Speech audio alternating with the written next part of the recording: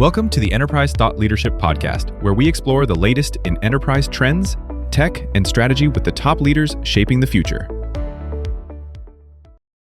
Hi, we welcome you to a podcast on stage with enterprise thought leaders. My name is Kanika and I'm the managing editor of Enterprise Talk, which is our enterprise technology publication. We've engaged in conversations with global thought leaders and industry experts, which reach over 1.3 million business leaders worldwide. Imagine if every phone call that a business received was instantly handled by an AI agent who not only sounded human, but also thought like a team member. That's exactly what Synthflow AI is delivering with its voice AI operating system, a no-code platform that's redefining real-time customer interaction. Today, we speak with Hakob Astabatsyan. He's a co-founder and CEO at Synthflow AI to understand why voice AI is on its way to becoming a must-have for enterprise processes. Hakob drives a go-to-market strategy and growth initiatives at Synthflow AI as CEO and co-founder. With 8 years of experience building 2 ventures and a background as a strategist and consultant at BCG and Rocket Internet, he brings deep expertise in scaling businesses and data-driven decision-making. Today, Hakob focuses on building scalable systems, optimizing customer acquisition, and ensuring Synthflow AI's innovative solutions reach their full market potential. Welcome to the conversation, Hakob. It's great to have you here with us today. Hello, and thanks for having me here. Looking forward to the conversation. So the first question I have for you is that you've built what you call a voice AI operating system. What does that mean in technical terms, and why is a vertically integrated approach necessary in voice AI? Mm-hmm. Yeah, this is a great question. So we know that with the emergence of LLMs, right, suddenly it was possible to build AI agents that can talk like humans, right, take actions real time, and also automate a lot of workflows and processes at the companies. And at Synthflow, we created the white label platform, or an API as we call it. Both options are possible to enable many companies or contact centers, BPOs, right, all companies that have large call volumes, to actually easily integrate this infrastructure into their existing tech stack and become AI first themselves, right? Everyone knows that you have to adopt this technology because it is already being deployed real life and automating a bunch of calls, right? Alone at Synthflow, we process more than several million calls every month. And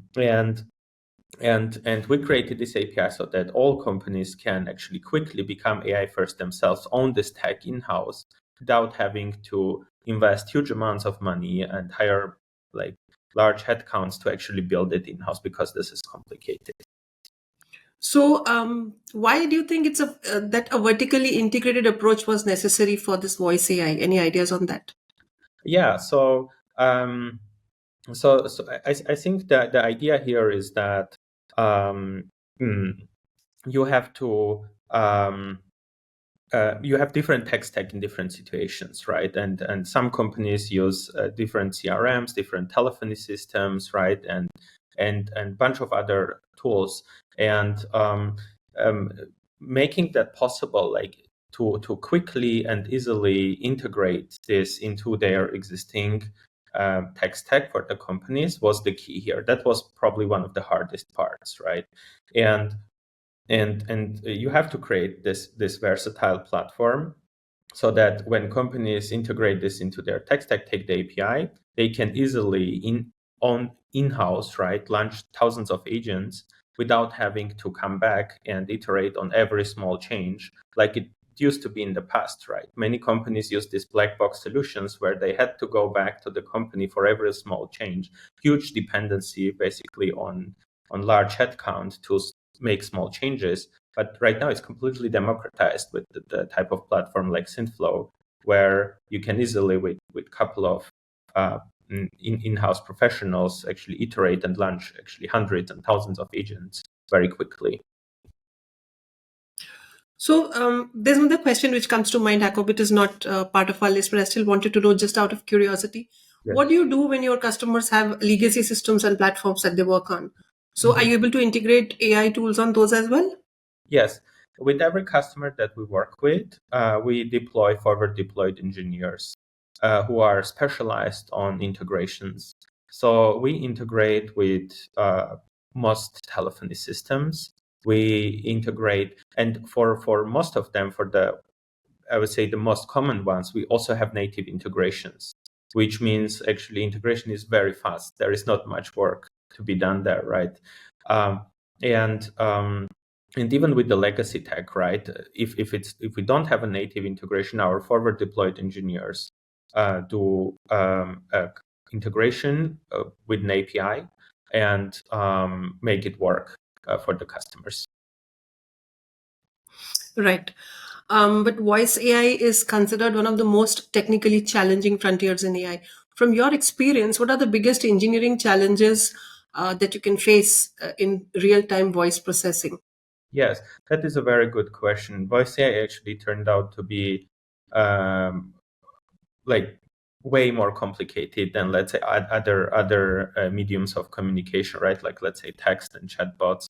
And the reason for that is actually to make, first of all, the conversational part. To make AI speak like a human is very complicated, and you face challenges like latency, interruption handling, background noises, and conversational intelligence.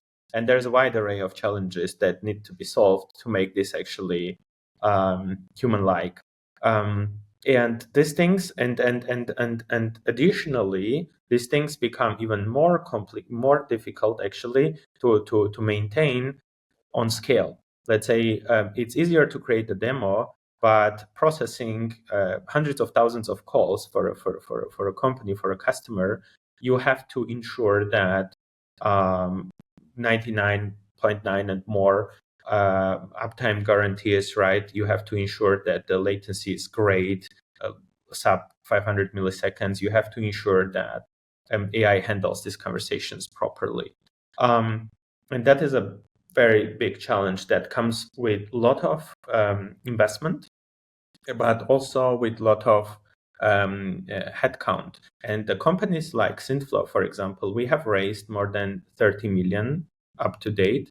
And we are more than 50 professionals working at this company. When we only do voice, right? We're only focused on making this voice AI work.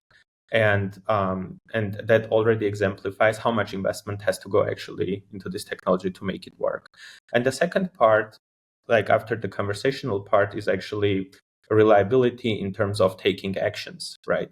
Most businesses deploy this technology with the intention of AI not to talk, but to actually accomplish a task end to end. For example, to schedule an appointment or to transfer it to a human, right, as a second stage of the conversation. And having that also is pretty challenging because you need this, what we just covered, bunch of integrations, right? And you have to make sure that AI on scale actually does these tasks on an expected and delivers the expected level of quality. That is true. But still, many enterprises struggle to maintain data security and compliance when deploying new AI solutions. How does voice AI intersect with those challenges, particularly in more regulated industries like healthcare, finance, maybe even retail, because the amount of data there is phenomenal. So, Yes. how does that work? Yeah, that is extremely important in our market, and we took this very seriously from day one at Synthflow. For example, we underwent SOC 2 Type 2 compliance, HIPAA compliance for healthcare, GDPR compliance, and for our European customers, right? The European hosting is very important, and then you have to ensure that you have DPAs, processing agreements with your vendors, and security, right? And all these things are very important in this business, and especially in some particular use cases, as you mentioned, there is also some regulation, right? For example, for the outbound calls. And the way we handle at Synthflow these topics is, first of all, we invest significant amount of resources to undergo the compliances, but we also have in place guidelines and rules, how we work with our customers, and advise them on every detail, how to follow the best practices and ensure that actually their data and what their use case is compliant, and also that they minimize the risk by doing these calls. So, do you have any inbuilt security tools before we utilize the customer data for your AI agents? Yes, we do. For example, as part of these compliances, right, there are different type of measures that we do. For example, our customers, let's say in healthcare, right, can choose with a single click, right, to deactivate, for example, call recordings, right, because this is, let's say, in their particular use case, particular market is not allowed. And we have productized basically all these capabilities, and we actually work very closely with our customers before they actually deploy this into production to ensure that all these things are in place. And we also look at the specific situations with the customers, right? And also we can enable that. And if the customer deploys this via API, same thing, right? Our forward deployed engineers enable that as well. And we have all these best practices in place. That's great. So, but incorporating voice agents into enterprise systems like CRMs or EHRs and scheduling tools, that sounds like a powerful deal. But from an enterprise perspective, what shifts in infrastructure or workflows are required to adopt voice AI at scale? Do you think it's more of a plug-in augmentation or rethinking how entire teams operate? And so there is change management involved. And I mean, that is, of course, in addition to technology adoption. Yes, that's also a very good question, because in the beginning, I think the dominating perspective was that AI is going to replace humans. But actually, what we are seeing right now is AI augmenting humans. And I am seeing consistently new type of roles and job descriptions arising from my customers, such as head of AI workforce management or AI workforce manager, right, or AI agent manager. These are like type of roles that actually keep humans in the loop, and to ensure that AI is actually delivering the value. So I think what we'll be seeing is this combination of humans and AI will be doing way more meaningful work than they used to do before. And AI is perfect for automating the mundane and repetitive tasks, calls, right? There's absolutely no need, let's say, for example, for a human to take a call and schedule an appointment, right? Humans supposed to do more complicated type of conversations, right, involving emotions, etc. And I think that's what we're seeing now. We will see this interesting combination of putting AI on this most time-consuming, I would say, non-scalable type of calls, and humans going one step back and actually doing way more meaningful work and managing these AI systems. So, again, out of curiosity, you just mentioned that with the deployment of AI tools, there are also newer roles emerging as far as humans are concerned. People have to manage those tools. So, when you deploy one such tool for any customer's processes, do you also provide upskilling or training for being able to manage the entire workflow with the AI voice AI tool that's been deployed? Yeah.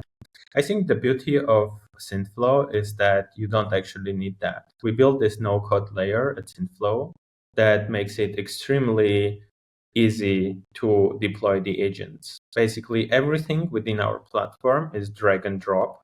And we were one of the very first players in this market. And we have had a tremendous amount of data and iterations with customers to actually bring the product to the level that it's very easy to use.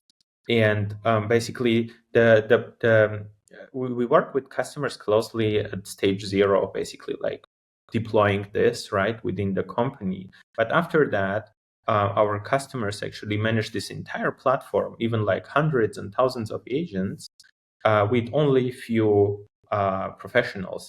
And that's I think the interesting dynamics that I see with Synthflow that was not present before, right? Before, like with these legacy solutions, it used to be a black box, right? The customer would go to legacy solutions.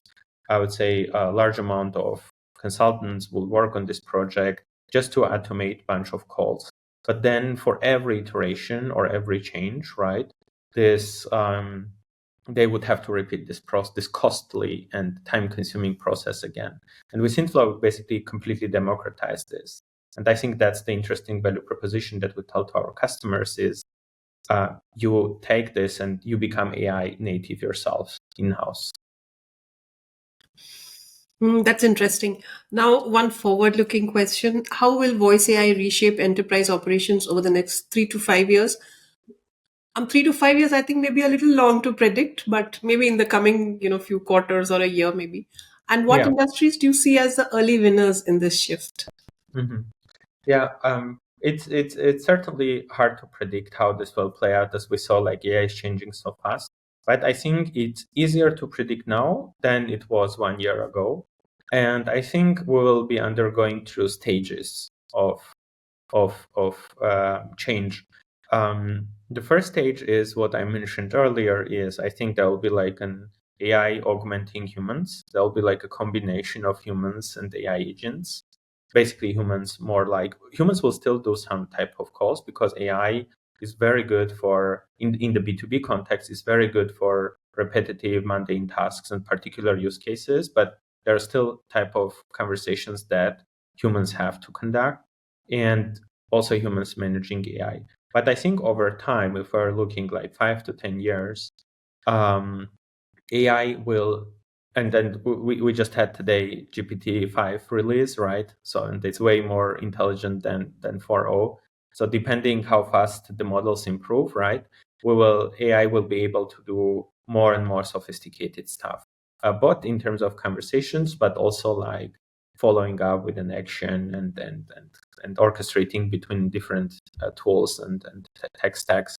And at some point, probably, I think the entire nature of work will change, right? Probably we will not have any more some type of calls, and AI will be handling most of the calls, right?